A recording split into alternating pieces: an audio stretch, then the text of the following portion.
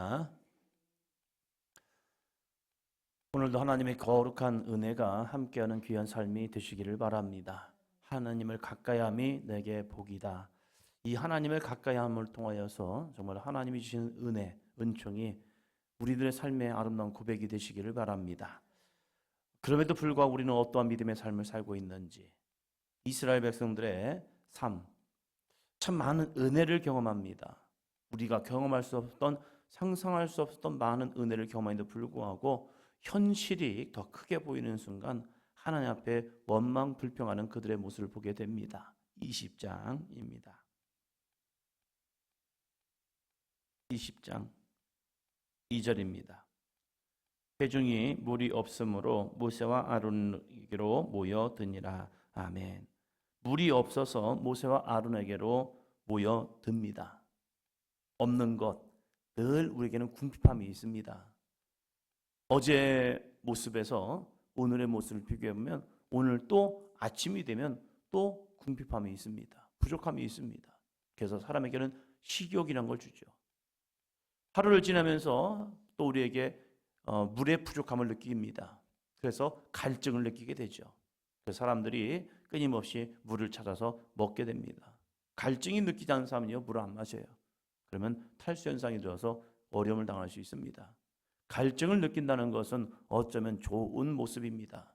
갈증 때문에 우리 몸을 유지할 수 있게 되기 때문입니다. 부족함이라는 것은 역설적으로 생각해 보면 부족함이라는 것은 좋은 겁니다. 식욕을 느껴야 우리가 음식을 먹습니다. 식욕이 없어서 음식을 먹지 않으면요, 사람이 희한해집니다. 거시증이 걸려서 점점 버립니다. 내 몸이 죽어감에도 불구하고 음식을 먹어야 하는데 먹고자 하는 욕망이 없는 거예요. 식욕이 없는 겁니다. 그래서 안 먹어요. 큰일 날 일입니다. 부족함을 느낀다는 것은 하나님이 주신 은혜이기도 합니다. 그런데 이 은혜를 어떻게 할 거냐? 부족함을 느끼는 것은 또 다른 하나님의 은혜인데 그 부족함을 어떻게 해결할 거냐? 여기에서 믿음의 사람과 불신앙의 사람이 나오게 됩니다. 처음 이 2절에서는 그래도 괜찮습니다.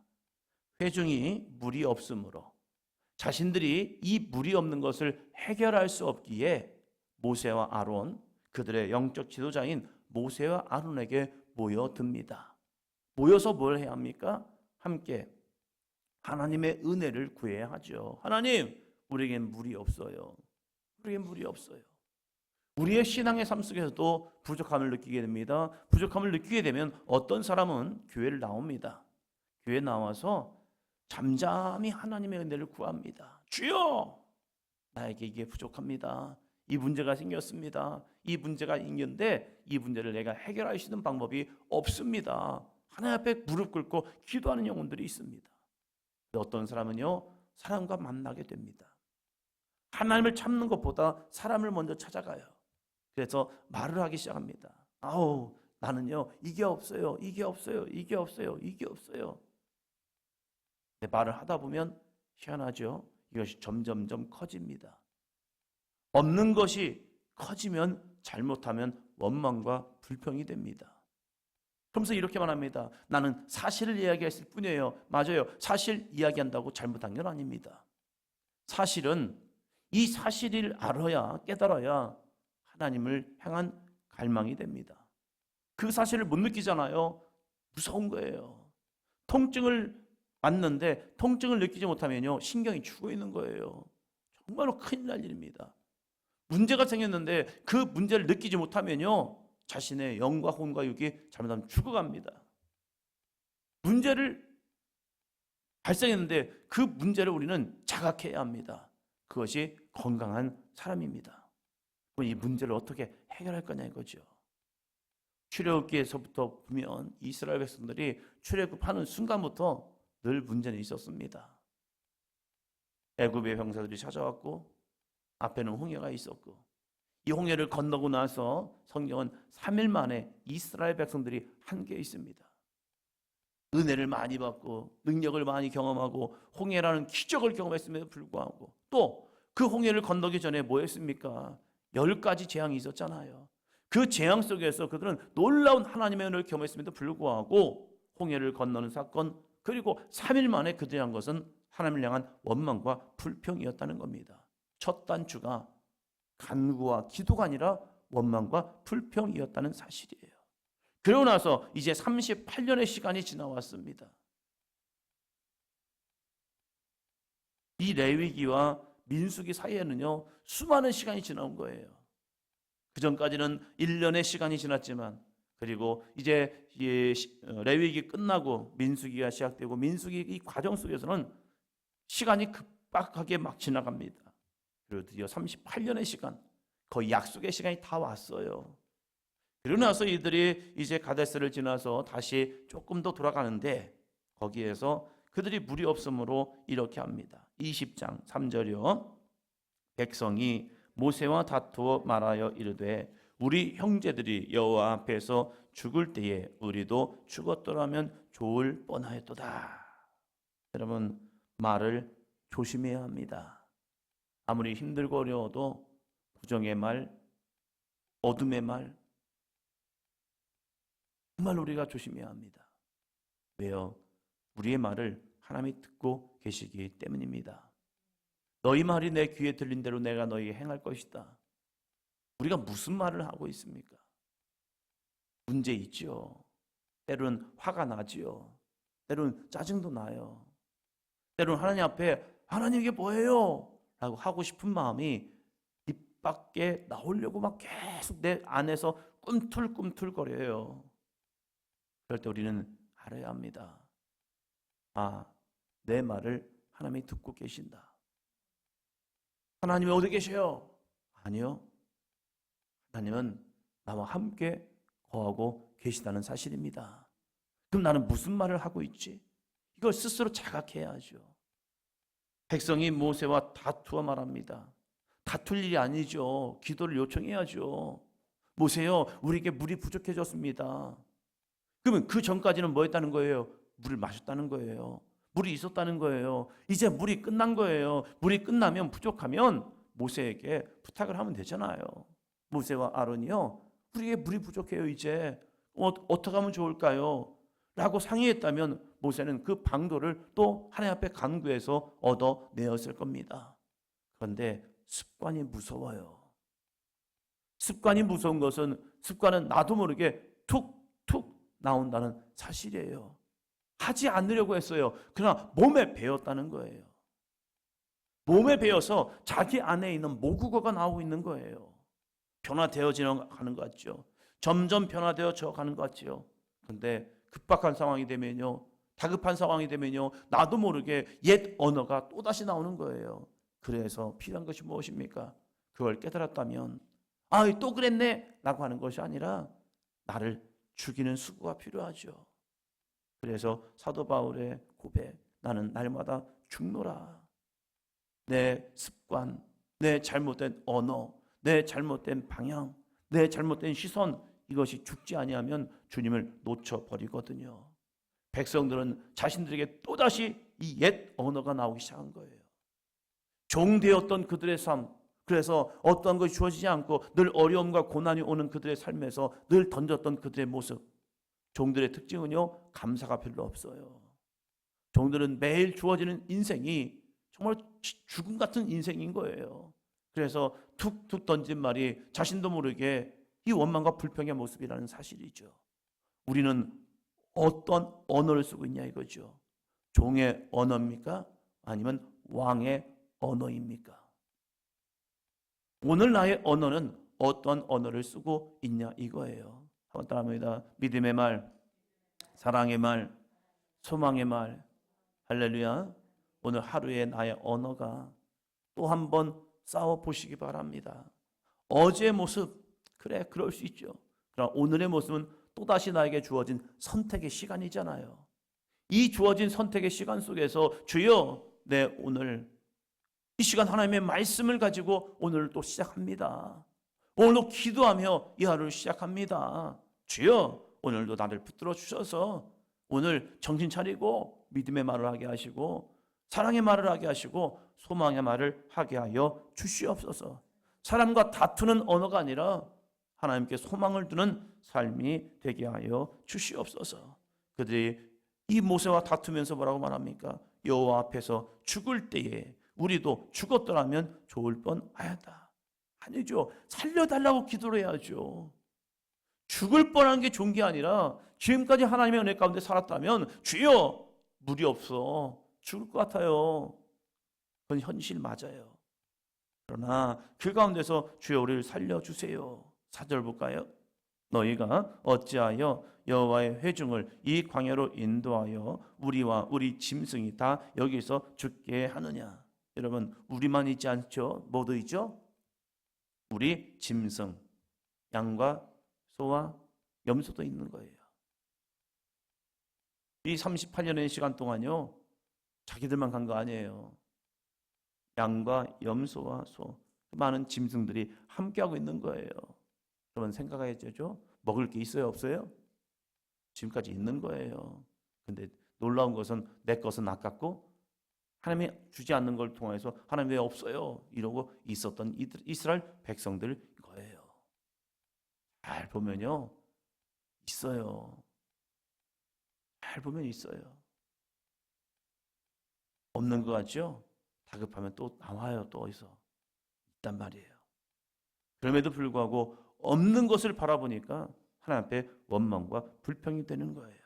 5절 볼까요? 너희가 어찌하여 우리를 애굽에서 나오게 하여 이 나쁜 곳으로 인도하였느냐.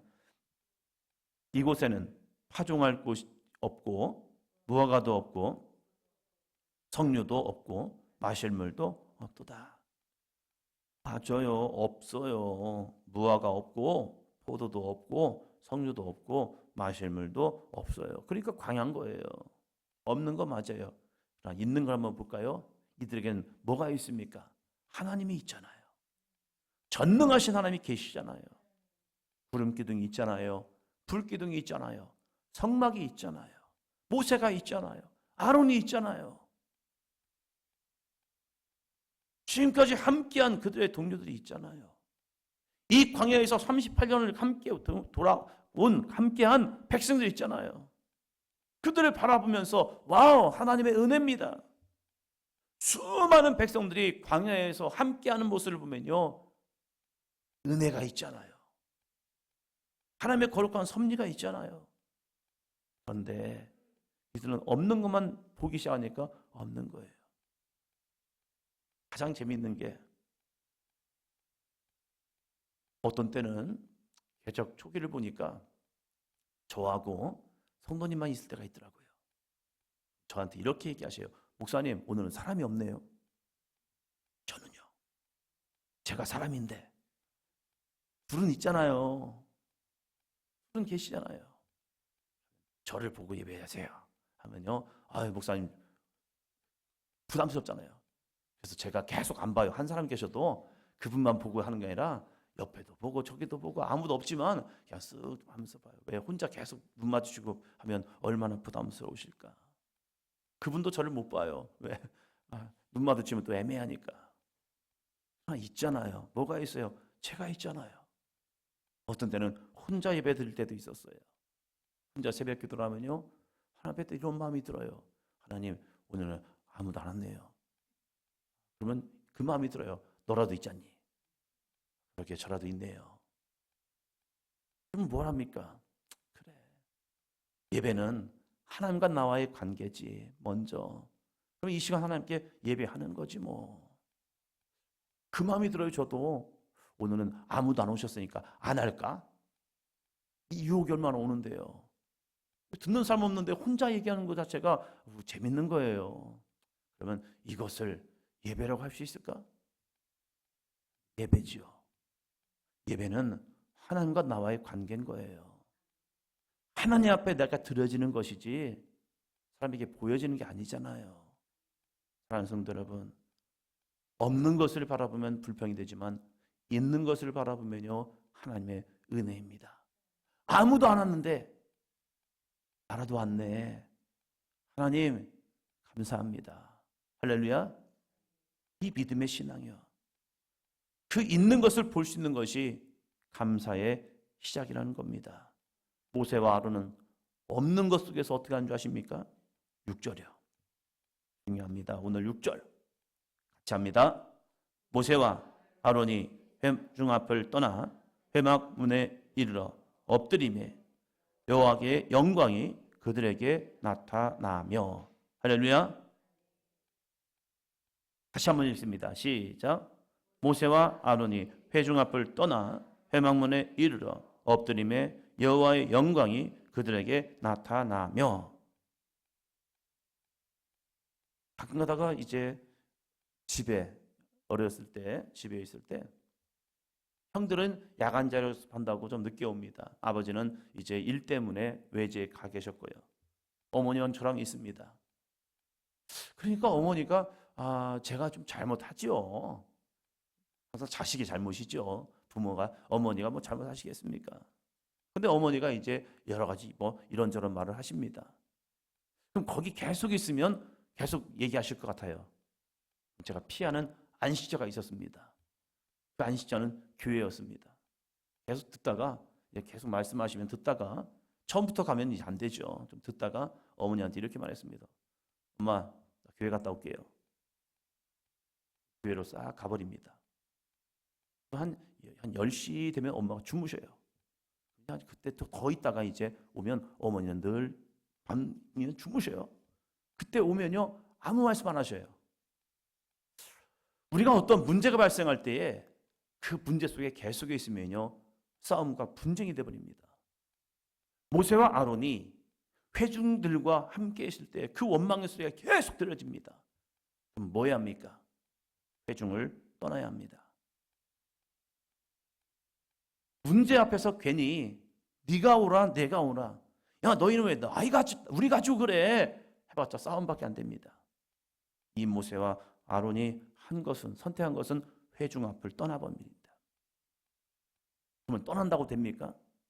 이것을 보면 여기서 끝나면 한번 따라합니다. 회피형 인간이 되죠. 그러나 아론과 모세는요 회피형 인간이 아닙니다. 회중을 떠나서 어디를 향합니까? 회막 문에 이르러 엎드립니다. 누구를 찾은 겁니까? 하나님을 찾은 겁니다. 이것은 무엇입니까? 해결의 인생입니다. 문제를 떠나는 것은, 문제를 등한시하는 것은 회피형 인간이지만 그 문제를 여호와께 가지고 갑니다. 그리고 회막 문 앞에 이르러 엎드립니다. 무엇입니까? 하나님을 의지한 거죠. 그 인생에는요 해결하는 삶이 될 수 있습니다. 오늘 여러분의 인생이 바로 회막문에 이르러 엎드린 인생입니다. 그때 놀라운 은혜가 임합니다. 밑줄 한번 쳐보시 바랍니다. 뭡니까? 여호와의 영광이 그들에게 나타나며. 여호와의 거룩한 영광이, 여호와의 거룩한 임재가, 여호와의 거룩한 응답이 여러분에게 임할 줄로 믿습니다. 여호와의 영광이 임하니까 끝난 거예요. 뭐가 끝나요? 문제 끝났어요. 하나님의 응답하심이 있으니까 그들의 갈증 끝납니다. 그들의 부족함 끝납니다. 이것이 우리가 주님 앞에 이 시간 나오는 이유인 거예요. 주여 오늘도 문제라는 보따리를 가지고 왔습니다. 그 문제를 내가 해결할 수 없는 거 뻔히 압니다. 그래서 오늘 그 문제의 앞을 떠나서 여호와 앞에 왔습니다. 여호와 앞에 엎드립니다. 여호와 영광이 오늘도 나에게 임하사, 우리에게 임하사, 이 교회 위에 임하사 하나님 문제 해결을 보는, 찾는, 시작하는 이 시작점이 되게 하여 주시옵소서. 이 재단에서 여러분이 여호와 영광으로 충만한 삶이 되시기를 축원합니다.